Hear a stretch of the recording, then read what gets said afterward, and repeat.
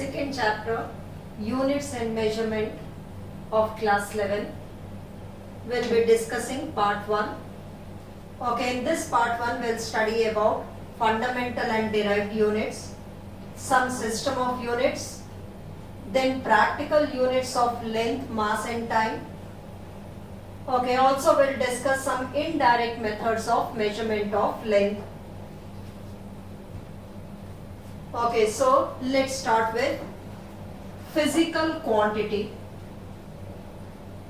Okay, a quantity which we study in physics, that is, it can be measured directly or indirectly. Such a quantity we call it as a physical quantity. So, any quantity which can be measured directly or indirectly is called as a physical quantity, and the physical quantity is written as N into U, where N is the numeric part and U is its unit. For example, if I say that the length of this board is 98 centimeters. So 98 is the numeric part and centimeter is its unit. So any physical quantity can be written as numeric part multiplied by its unit. Okay, also N1 into U1 is always equal to N2 into U2. Let's take an example. 5 meters can be written as 500 centimeters. So N1 into U1 will be always equal to N2 into U2. Also we see that bigger the unit, smaller is its numeric part. Here meter is a bigger unit, so its numeric part will be smaller. Centimeter is a smaller unit, so the numeric part will be more. So we can say that unit is inversely proportional to the numeric part. So bigger the unit, smaller will be the numeric part. Okay, now this unit, either these units may be fundamental units or derived units. Fundamental units are the basic units which cannot be resolved further, which cannot be split up further. They are called as the fundamental units. Examples are like meter, kilogram, second. All these are the fundamental units. They are the basic units that we call it as fundamental units. Whereas derived units are the units which are derived by the fundamental units, either by multiplying or dividing it. Okay, for example, let's take an example. We know that speed is equal to distance upon time. The unit of distance is meter and the unit of time is second. So the unit of speed is meter per second, which is a derived unit. It has been derived by using two fundamental units, meter and second. Okay, now let's study some system of units. The first system is MKS system. The first system of unit is MKS system, where M is for meters, K is for kilograms and S is for seconds. So this system has got three fundamental units, and the three fundamental units are meter for measuring length, kilogram for measuring mass and seconds for time. So there are three fundamental units, and what are those three fundamental units? Namely meter, kilogram and seconds. So these are the three fundamental units in MKS system. The second system of unit is CGS system of unit. Again in CGS system there are three fundamental units, namely here itself it is suggesting C is for centimeter, G is for grams and S is for seconds. So the three fundamental units are centimeter, grams and seconds. Centimeter for measuring length, grams for measuring mass and seconds for time. The third is FPS system. It is a British system of unit which has got three fundamental units, Okay, F is for foot, that is the length is measured in foot, mass is measured in pounds, and the time is measured in seconds. Okay, study the fourth system of unit, SI system of units. Okay, it is internationally accepted system of units which has got 7 fundamental units and 2 supplementary units. Okay, the 7 fundamental units are,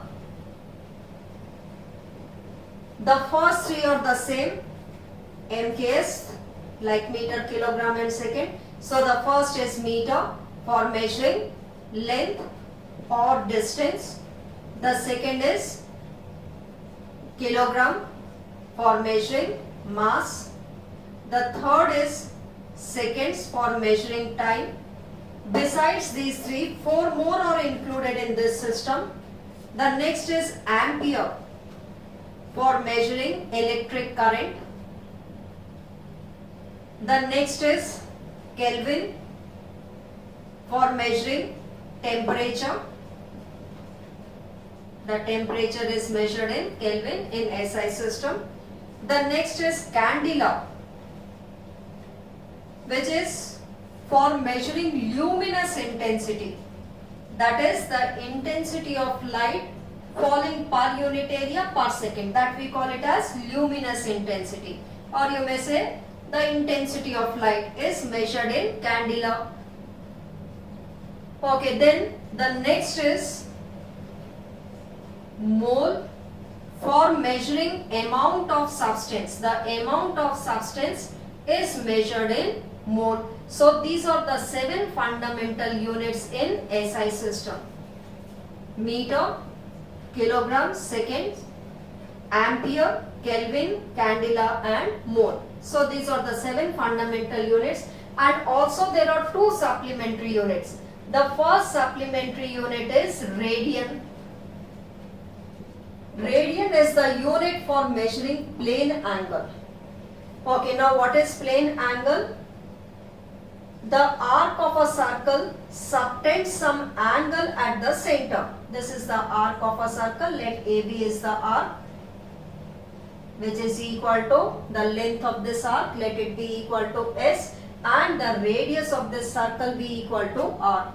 Okay, so this theta, which can be drawn on a plane, which can be drawn on a surface, so that is why it is called as a plane angle, and the unit of this plane angle is taken as radian.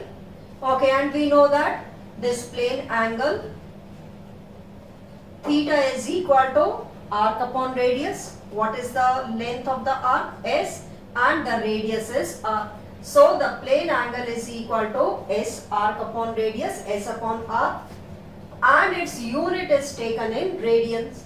Okay, now 1 radian can be defined as when the length of the arc of a circle is equal to its radius, then the plane angle is equal to 1 radian. So 1 radian is when the length of the arc is equal to radius of the circle, then the unit of that plane angle will be taken as 1 radian. So 1 radian is the plane angle when the length of the arc is equal to the radius of the circle. Okay, and generally we find out this angle in degrees.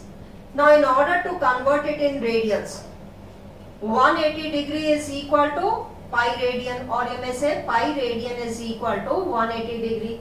So 90 degree will be equal to pi by 2 radian. Similarly, 45 degree will be equal to pi by 4 radian. Okay, so this way you can convert it in radians, knowing that 180 degree is equal to pi radian. Okay, so the unit of plane angle is radian. This is the first supplementary unit, and the second supplementary unit is steradian. Now steradian, it is the unit of solid angle. Steradian is the unit of solid angle. Okay, whereas radian is the unit of plane angle. It is the unit of Plane angle means which can be drawn on a plane on a surface. Okay, now steradian is the unit of a solid angle. Now what is a solid angle? The angle subtended by a part of a sphere at its center.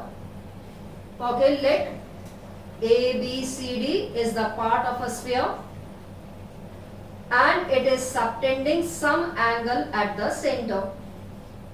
This angle is called as the solid angle, which can be represented by this Greek symbol.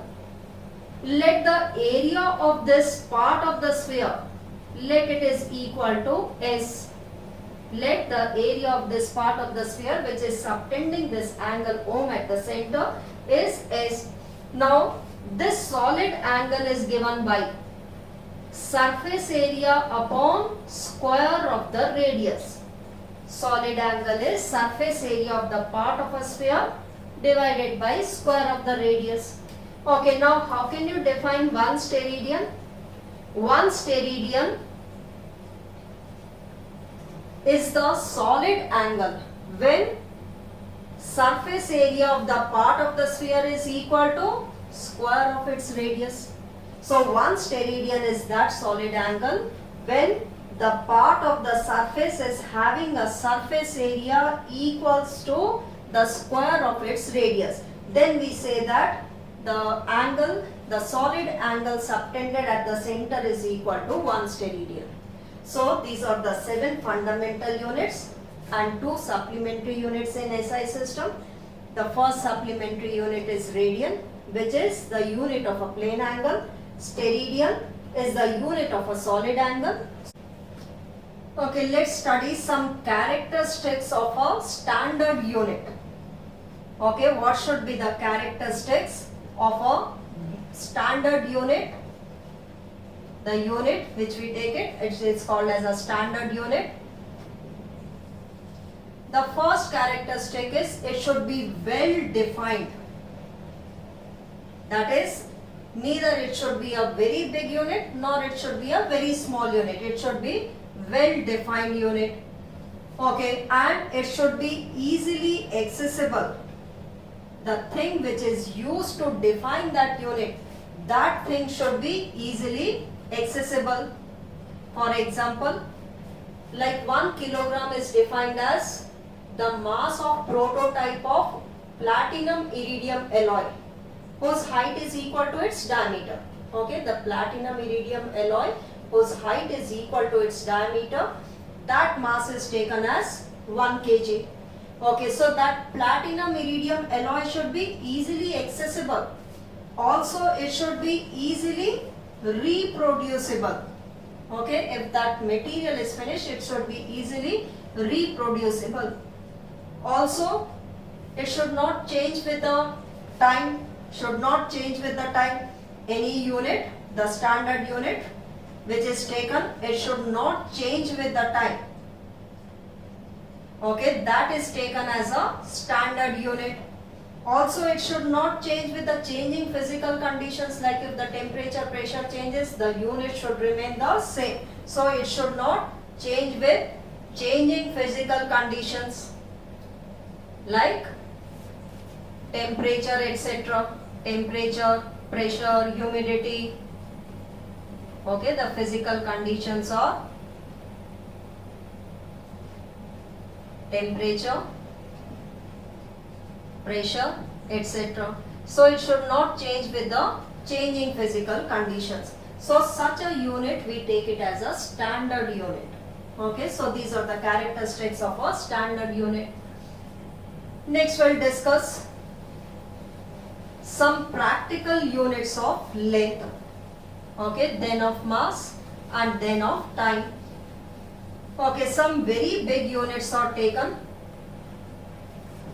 in order to measure the distances between the planets or between the earth and sun or earth and moon. So these are the practical units, bigger units, and some very small units are also taken. So let's study the practical units of length. Okay, the first one is astronomical unit. astronomical unit is the mean distance between the sun and the earth. Okay, the average distance between the sun and the earth is called as the astronomical unit, written as AU. So it is the mean distance between the sun and the earth, that is called as the astronomical unit, and one astronomical unit is equal to 1.496 into 10 raised to the power 11 meters. So one astronomical unit, when calculated in meters, it comes out to be 1.496 into 10 raised to the power 11 meters. The next is light year, which is defined as the distance travelled by light in 1 year. So the distance travelled by light in 1 year is called as light year. Okay, and it can be converted in meters. How? We know that distance is equal to speed into time, and the speed of light is taken as 3 into 10 raised to the power 8 meter per second, and the time is 1 year. 1 year has got 365 days, 1 day has got 24 hours, 1 hour has got 60 minutes, and 1 minute has got 60 seconds.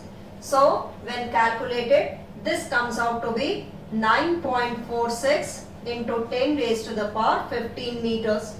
So 1 light year is equal to 9.46 into 10 raised to the power 15 meters. The next unit is parsec. Another big unit is parsec, which is defined as when one astronomical unit subtends an angle of 1 second at the center, then that distance is called as 1 parsec. Okay, now one astronomical unit subtending an angle of 1 second at the center, 1 second at center. Okay, this second could also be written as like this, 1 second at center. Okay, now one astronomical unit. We know that astronomical unit is the mean distance between the sun and the earth. Okay, like here it is the sun and the earth is here. So the distance between this sun and earth, this is one astronomical unit. One astronomical unit subtending an angle of 1 second at the center, then this distance is called as the 1 parsec. So 1 parsec is the distance when one astronomical unit subtends an angle of 1 second at the center. 1 parsec in meters is equal to 3.08 into 10 raised to the power 16 meters. Okay, so 1 parsec in meters is equal to the 3.08 into 10 raised to the power 16 meters. So among these three big units, we see that the biggest one is the parsec. Okay, the largest unit is parsec. Why? Because astronomical unit is of the order of 10 raised to the power 11, light year of the order of 10 raised to the power 15, and this parsec is of the order of 10 raised to the power 16 meters. So parsec is the biggest unit. Let's study some small units of length. The first one is micrometer. For micro, this is the symbol mu. It's a Greek symbol written as mu, and 1 micrometer, it's also called as micron. So 1 micron is equal to 10 raised to the power minus 6 meter. Another smaller unit is angstrom. Okay, this is angstrom, where 1 angstrom is equal to 10 raised to the power minus 10 meter. So for measuring very small distances, these units are used. Another smaller unit is Fermi, where 1 Fermi meter is equal to 10 raised to the power minus 15 meters. So these are some very small units of length. Now let's study some practical units of mass. Practical units of mass. The first is ton, a bigger unit of mass. Ton, where 1 ton is equal to, it's also called as metric ton. 1 ton is equal to 1000 kg. Kg is the SI unit of mass. Okay, it can also be said as ton or metric ton. The next unit is quintal. 1 quintal is equal to 100 kgs. Another unit is Chandrasekhar limit, where 1 Chandrasekhar limit, the CSL is Chandrasekhar limit. It is 1.4 times the mass of the sun. 1.4 times mass of sun is taken as 1 Chandrasekhar limit. Again, it is a bigger unit. So all these are the bigger units of mass. One small unit of mass is taken as atomic mass unit, which is written as AMU, atomic mass unit, or it can be simply written as U. 1 atomic mass unit is the mass of 1/12 of carbon atom. Mass of 1 AMU or 1 U is the mass of 1/12 of 6C12. Okay, so this we call it as atomic mass unit, and this unit is used to measure mass of very light objects, light particles, like the mass of a nuclei, like the mass of proton, mass of electron. 1 AMU in kgs, it is equal to 1.67 into 10 raised to the power minus 27 kgs. Okay, so these are some of the practical units of mass. Then practical units of time. Let's discuss some practical units of time also. Of length we have discussed, mass we have discussed. Now some practical units of time. The first one is solar day. 1 solar day is equal to the time taken by the earth to complete 1 rotation about its axis, and we know that 1 solar day is equal to 24 hours. Next is 1 solar year. It is the time taken by the earth to complete 1 revolution around the sun. That we call it as 1 solar year, and 1 solar year is equal to 365.25 days. Why? Because the earth completes its revolution around the sun in 365.25 days. So 1 solar year is equal to 365.25 days. Lunar month. Lunar month is the moon, as we know that it revolves around the earth. So the time taken by the moon to complete 1 revolution around the earth, we call it as 1 lunar month, and it is equal to 27.3 days. Okay, so the moon completes 1 revolution around the earth in 27.3 days. Okay, so these are some of the practical units of time, and one very smallest unit of time is taken as shake, where 1 shake is equal to 10 raised to the power minus 8 seconds. Okay, before proceeding indirect methods of measurement of length, let's discuss the prefixes which are used for the powers of 10. Okay, the bigger units than the fundamental units, they are called as the multiples, and the smaller units are called as the submultiples. So first we'll discuss the multiples. The first one is deca, where deca is equal to 10 raised to the power 1. Like 1 decameter is equal to 10 raised to the power 1 meter. The next bigger is hecto. 1 hectometer is equal to 10 raised to the power 2 meters. Okay, the next is kilo, where 1 kilo is equal to 10 raised to the power 3. Okay, so the prefix used for 10 raised to the power 3 is kilo.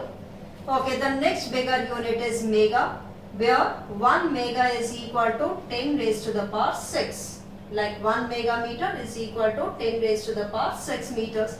The other bigger unit is giga, where 1 giga is equal to 10 raised to the power 9. Then bigger to it is tera, where 1 tera is equal to 10 raised to the power 12. So these are the multiples, the bigger units. which we call it as multiples. The smaller units are called as the sub-multiples. Let's discuss some smaller units also. The prefix used for the smaller unit is deci, where 1 deci is equal to 10 raised to the power minus 1. Okay, like 1 decimeter is equal to 10 raised to the power minus 1 meter. The next is centi, where 1 centimeter is equal to 10 raised to the power minus 2 meter. The next smaller unit is milli, like 1 millimeter is equal to 10 raised to the power minus 3 meter. The next smaller unit is micro, okay, which is represented by this symbol, micro, which is 10 raised to the power minus 6. Then smaller to micro is nano, where 1 nano is equal to 10 raised to the power minus 9. So 1 nanometer will be equal to 10 raised to the power minus 9 meter. Smaller to it is pico, where 1 pico is equal to 10 raised to the power minus 12. Okay, so these are the prefixes used for the powers of 10. Next we'll discuss order of magnitude. Order of magnitude is any numeric value of a physical quantity can be expressed to the nearest power of 10. That is called as the order of magnitude. So, any numeric value expressed in the power of 10, that is called as the order of magnitude. For example, the speed of the light is given as 3 into 10 raised to the power 8 meter per second. So, what is the power of 10 over here? 8. So, what is the order of magnitude? It is 8. So, here the order of magnitude is 8. So, the order of magnitude, any numeric value can be expressed to the nearest power of 10. That power of 10 we call it as order of magnitude. Okay. So, this should be between, like here it is 3, it should be between 0.5 to 5. Okay. If it is greater than 5, for example, let's take an example. If it is 8, how can 8 be written? It could be written as 0.8 into 10 raised to the power 1. So, what will be the order of magnitude? 1. Okay, next is some indirect methods of measurement of length. Okay, like we can measure any length, any distance directly by using any measuring instrument. Like we can use a meter scale, a meter tape. Okay, if we have to find out the length of this board, we can use a meter tape or a meter scale to find its length. But if we have to find out the distance of the sun from the earth, we cannot use any direct method. So some indirect method has to be employed. So let's study some indirect methods. The first one is triangulation method. So here a triangle will be made and some trigonometric ratio will be used. Okay. For example, let the height of the tower has to be determined. It cannot be determined by using any measuring instrument. So some indirect method has to be employed to find out the height of the tower. So what is done? The observer stands from the foot of the tower, let at a distance small b.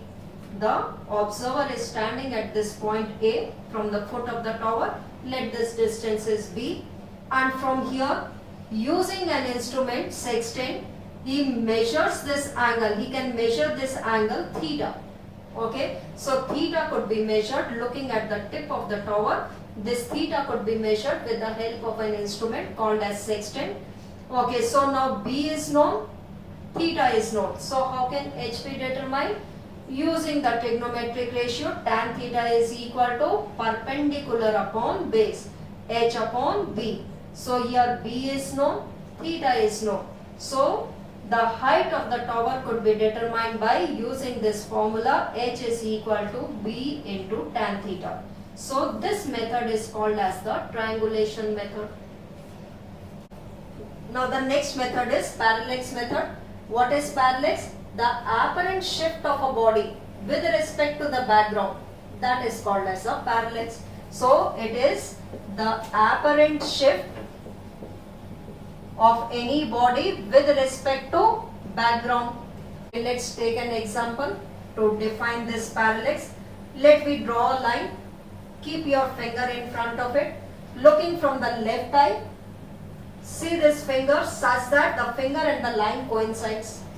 Now looking from the right eye, again look at this finger. You will see that there is a shift between this finger and the line. That is, this finger shifts with respect to the background. This is called as the parallax. And the distance between the two observation points is called as the basis. So basis is the distance between the two observation points. Now what is the distance between the two observation points? In the example which we have discussed, first we have seen with the left eye, then with the right eye. So here the distance is, here the basis is the distance between the eyes. So basis is the distance between the two observation points. Okay, here the two observation points are the eyes. So left eye and the right eye. So the distance between them is called as the basis. Okay, now by using this parallax method, the distance of a nearby star could be determined. Okay, let n is the nearby star whose distance has to be found out from the earth. Okay, we know that earth is revolving around the sun. Let S is the sun and the earth is revolving around the sun. When the earth is at A position, what is done? With the help of a telescope, this nearby star is seen and a very far away star is seen. The position of the far away star will not change with the position of the earth. When the earth comes to point B after 6 months, earth is revolving around the sun. So after 6 months, the earth will be at the point B. Again, from this point, if the far away star is seen, it will appear to be at the same position. Okay, whereas the distance of the nearby star, whereas the position of the nearby star will change. So when the earth is at point A, the nearby star and the far away star are seen with the help of a telescope, and this angle θ1 is noted down. Okay, so when the earth is at A position, the nearby and the far away star are seen and the angle between them is noted down with the help of a telescope. After 6 months, when the earth reaches a point B, again the same procedure is done. That is, the nearby star is seen and the far away star, both are seen, and the angle θ2 is noted down. This is done with the help of a telescope. Okay, now draw a vertical line. If this angle is θ1, this angle is also equal to θ1, alternate opposite angles. If this is θ2, this angle is also equal to θ2. Okay, now this becomes BNA. It becomes a triangle. We can use the formula theta is equal to arc upon radius. So what is the angle here? θ1 plus θ2 is equal to AB upon which distance? A to N. This is the required distance which has to be determined, R. This is the distance of the nearby star from the earth which has to be determined. Let it is equal to R. So we have to determine this R. R is equal to AB distance upon θ1 plus θ2. Okay, θ1 and θ2 are known. This we have noted down by using a telescope. Now what is this AB distance equal to? We know that the distance of the mean distance between the earth and the sun, we call it as 1 astronomical unit. So this distance is 1 astronomical unit. Again this distance is 1 astronomical unit. So what is AB distance equal to? It is twice of astronomical unit.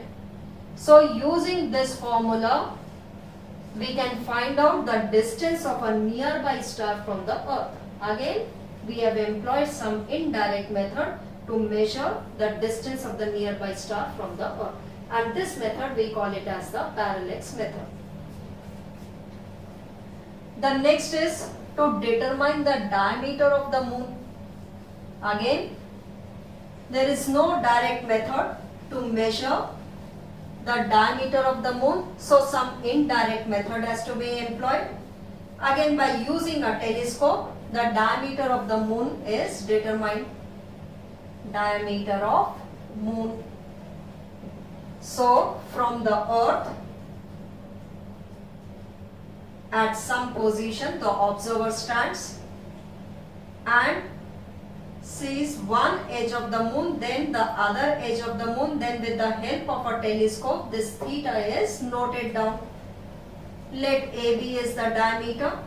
Again, by using the formula, theta is equal to arc upon radius, so theta is equal to AB upon R. What is this R? R is the distance of the moon from the earth. R is the distance of the moon from the earth, which is known. So AB distance, that is the diameter of the moon, is equal to R into theta. Okay, the next method is laser method, where laser stands for light amplification by stimulated emission of radiation. So light amplification by stimulated emission of radiation. Okay, this is the full form of laser. Okay, by this laser method, the distance of the moon from the earth can be calculated. The distance of the moon from the earth could be determined. This laser is the intense monochromatic beam of light. Monochromatic means of single wavelength. So intense monochromatic light, laser light is sent from the earth station. It is reflected by the moon and the time interval is noted down. Okay, the reflected beam is received at the earth station. So the time interval is noted down. Let T is the time interval. Now we know that the formula is distance is equal to speed into time. It travels, the laser beam, it travels with the speed of light, c, which is 3 into 10 raised to 8 meter per second, into time taken is, for going and coming back, the time is t. So for one side the time will be equal to t by 2. So this distance, which is the distance of the moon from the earth, is calculated by this formula, c into t by 2. T is the time interval for going and coming back. So for one side it will be t by 2. The same way, another is radar method. Radar stands for radio amplification, detection and ranging. So it is radio amplification, detection and ranging. This is the full form of radar. So in this, the radio waves are sent. Okay, it is used to find out the distance of the nearest planet from the earth, like Venus. The distance of Venus from the earth could be determined by the radar method. Okay, so here the radio waves are sent from the earth station. Okay, it is reflected by the planet Venus and received at the earth station. So let the time interval is t. Again, by using the formula, we can find out the distance of the nearby planet from the earth by using the formula c into t by 2. Okay, t is the time for going and coming back. So for one side the time interval will be t by 2. Okay, whereas the radio waves also travel with the speed of light, that is 3 into 10 raised to the power 8 meter per second. Next is sonar method. Sonar is sound navigation and ranging. Sonar is sound navigation and ranging. This method is used to find out the depth of the seabed or the depth of any sunken ship or depth of the submarine. So it is sound navigation and ranging. Here the ultrasounds. Okay, now these are the sound waves, these were the light waves. So now the ultrasound is sent inside the sea by using the formula the depth of the sea or the depth of the submarine or the depth of the sunken ship could be determined by distance is equal to speed into, again the time interval is noted down because the sound waves, the ultrasound waves, they are transmitted by the transmitter, reflected by the seabed and is received by the receiver. So if t is the time interval, so for one side the time interval will be t by 2 and v is the speed of the sound, speed of the ultrasound in the sea. So the depth could be determined by using this formula v into t by 2. So these are some of the indirect methods. Okay, now one more indirect method here we'll study to determine very small distances like the molecular size. Here we'll find out the molecular size of oleic acid. Why oleic acid?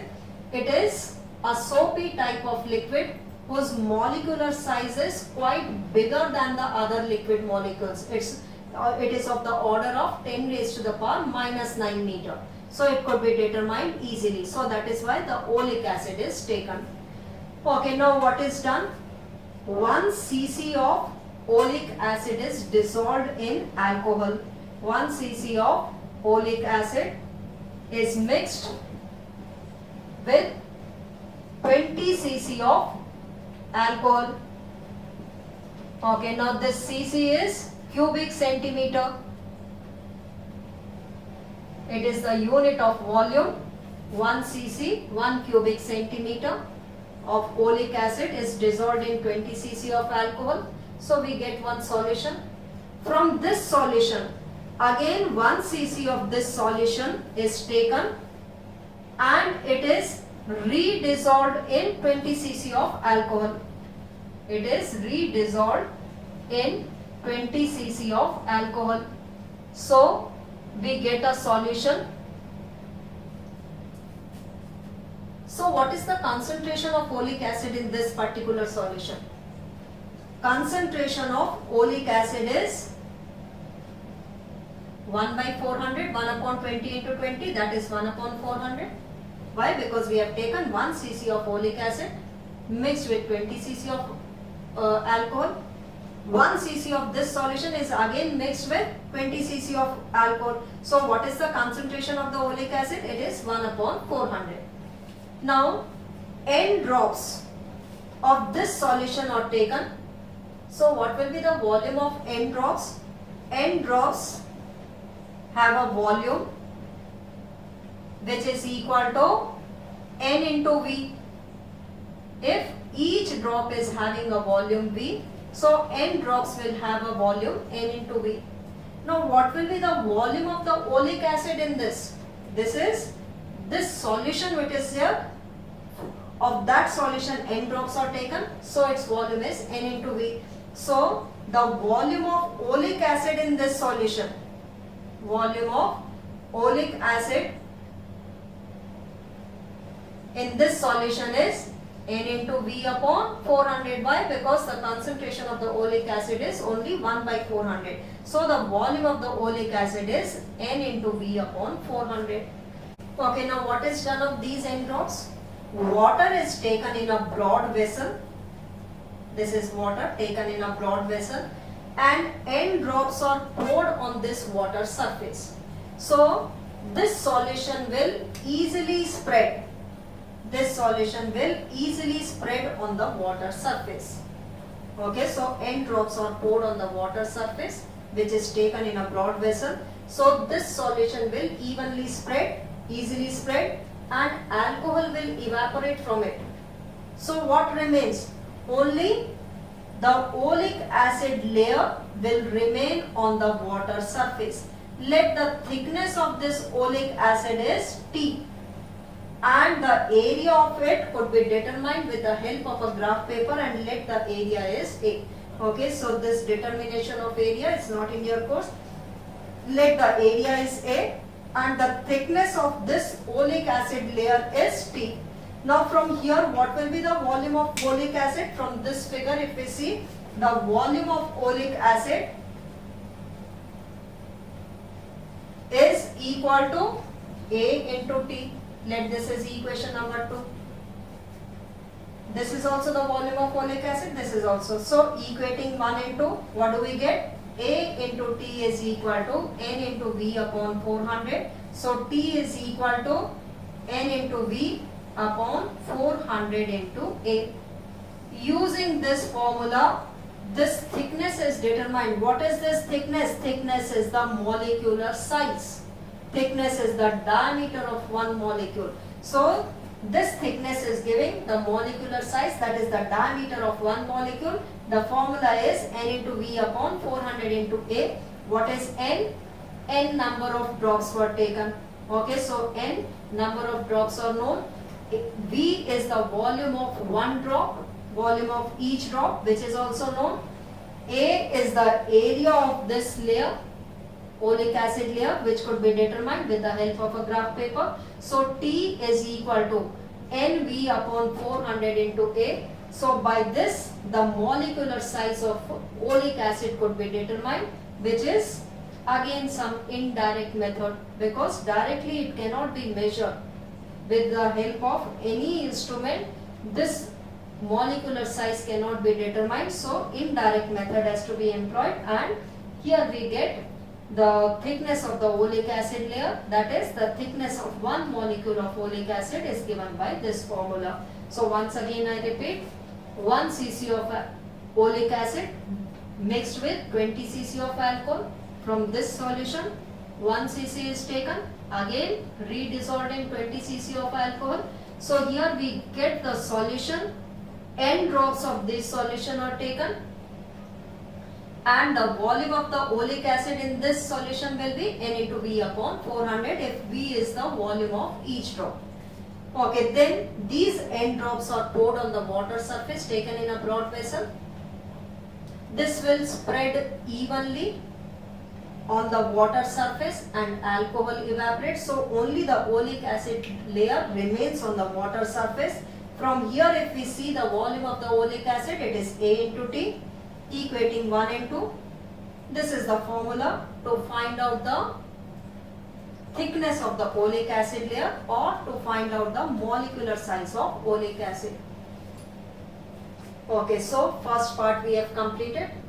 Now the second part is very interesting and very important also, dimensional analysis. Okay, so kindly subscribe to the channel so that you can watch the next coming videos also. Thank you.